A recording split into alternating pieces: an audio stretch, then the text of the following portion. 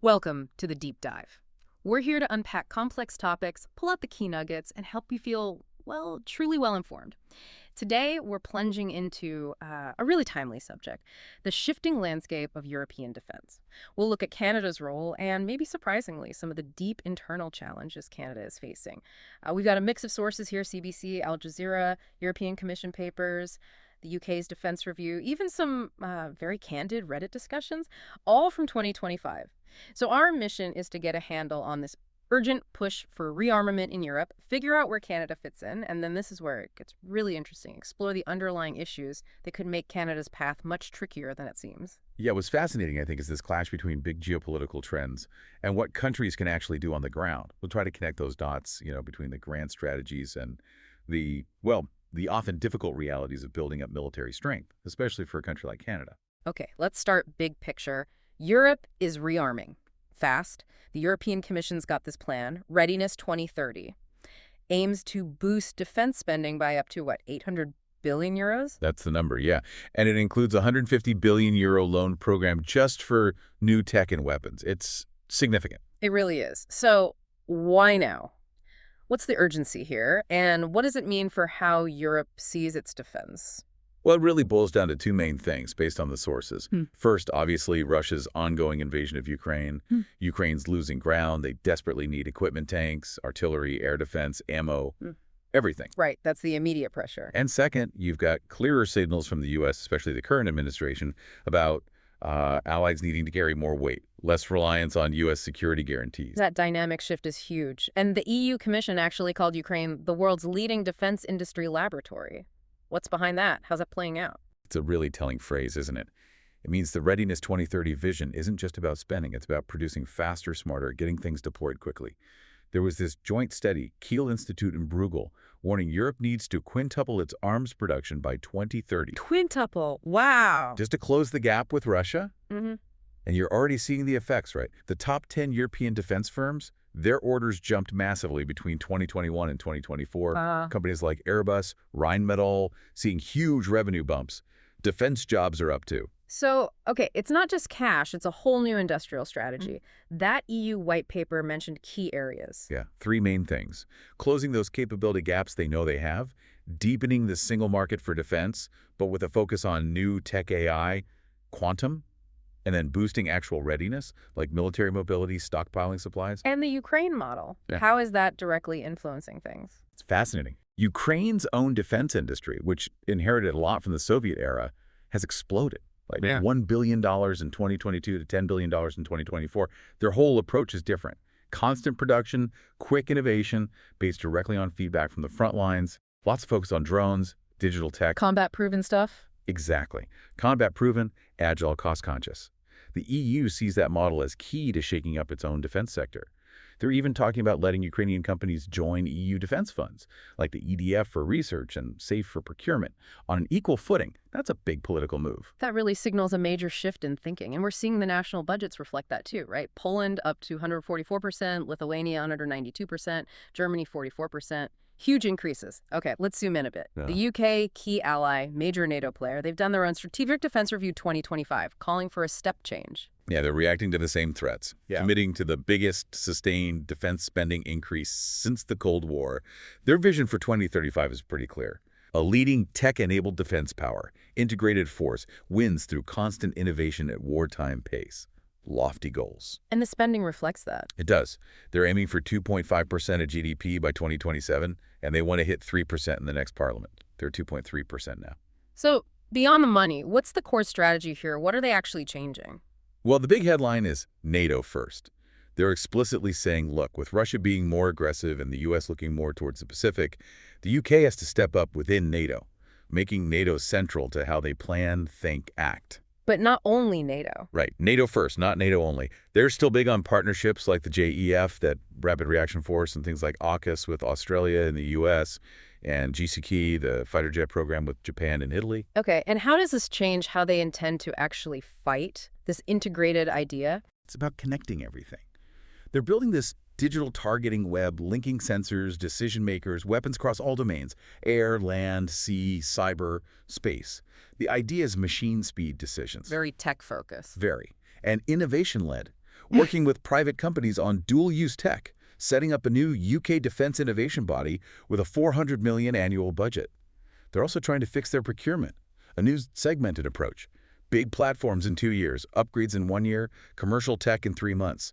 And dedicating 10% of the equipment budget just to novel stuff. That signals real intent for speed. Sounds comprehensive. But the review also mentioned internal problems, hollowing out, workforce crisis. Yeah? What's that about? Yeah, that's the flip side. Despite the plans, their regular forces have actually shrunk by 8% since 2022. The review is pretty blunt about problems. Not enough stockpiles, bases aren't resilient enough, medical services aren't ready for mass casualties. And procurement. Calls it broken. Still stuck in Cold War thinking, prioritizing avoiding risk over getting new stuff quickly.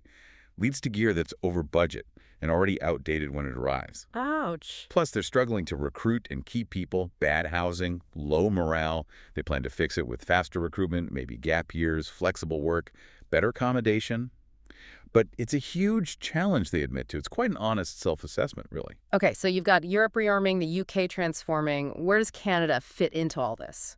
Sources say Canada is expected to join that Readiness 2030 deal maybe as soon as June 23rd. PM Carney apparently said the next EU-Canada summit is more important than ever. Canada's coming with a plan to lead with new investments. Right, and Carney also announced over $9 billion in new military spending this fiscal year and claimed Canada will hit the NATO 2% target by March this year. That 2% target, the one Trump always pushed for. But now, the latest NATO summit committed members to 5%, with a review in 2029. Exactly. Which brings us to the elephant in the room. Can Canada realistically meet these goals, especially that 5%, given its track record? An Angus Reid poll suggests Canadians prefer aligning with Europe over the U.S. under Trump, and they mostly support the 2% target. But 5%? Yeah, almost as many Canadians say 5% is too much. And even within NATO, there's pushback. Spain's sticking to 2%. Belgium and Slovakia are questioning if 5% is even realistic. Okay, but here's where it gets stark. The sources we looked at, especially that Reddit thread from our Canadian forces, it paints a very different picture. They describe the Canadian military as a perpetual mess. Procurement disasters woven into our DNA. That's blunt. It is blunt. And, stepping back, it's not a new complaint. One user traces it way back, even before Confederation, to John A. Macdonald neglecting the militia. The core theme seems to be chronic underinvestment since the 60s. A culture, they call it, where a capable military just doesn't win votes, so governments let NATO and the U.S. pick up the slack. So it's deeper than just funding levels. That's what the sources suggest. It's systemic. Almost like a national apathy towards defense that's become ingrained. Historical neglect turning into a cultural barrier. And the specific examples of procurement failures are, well, kind of mind-blowing. They really are. Fuel ships for the price of nuclear subs.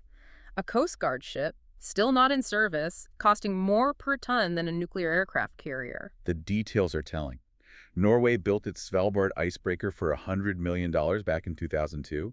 Canada licensed the design for $5 million, spent $288 million redesigning it, mostly outsourced, and is now building them for about $800 million each. Wait, so they spent more just redesigning than Norway spent building the original? About 25% more, yeah. Just on the redesign, it's hard to fathom. Yeah. Some users literally called it a money laundering scheme. They mentioned the old VW Iltis Jeeps. VW offered them for $26K each. Bombardier ended up doing it for $88K, claiming spares and manuals were included. That kind of gap raises serious questions. It's a staggering difference. So what does this actually mean for Canada's ability to pitch in to meet these new NATO goals? It means huge capability gaps. The Reddit users talked about really poor retention. "We're shit at that," one person said, leading to like 20,000 troops being untrained because they can't keep experienced people to train them. And the shipbuilding excuse. Yeah, the fostering Canadian shipbuilding line is often used to justify costs. But big programs like the new CSC destroyers are apparently already off the rails. Suggests they aren't learning. There's this feeling that leadership knows the problems, but bureaucracy and politics make fixing it almost impossible.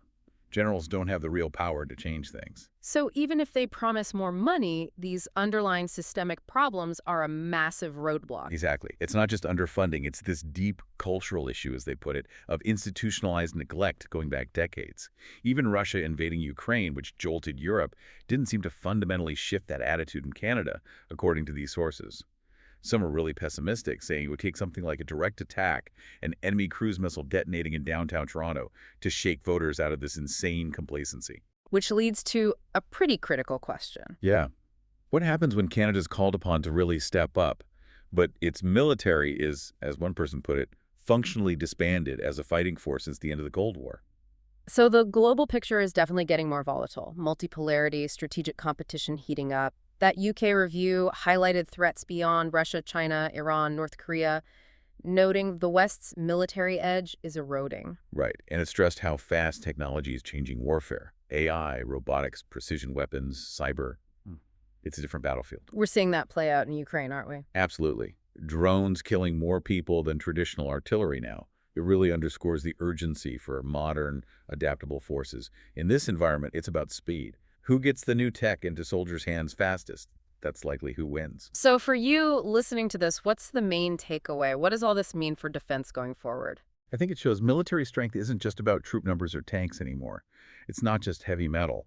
It's about constant innovation, integrating AI and drones seamlessly, fixing those clunky old procurement systems, and, maybe most importantly, having the national will, the political structures, to actually support a modern fighting force. These sources lay out both the ambition, what's needed, and the real deep challenges, especially for countries like Canada wrestling with their own internal machinery. Hashtag outro.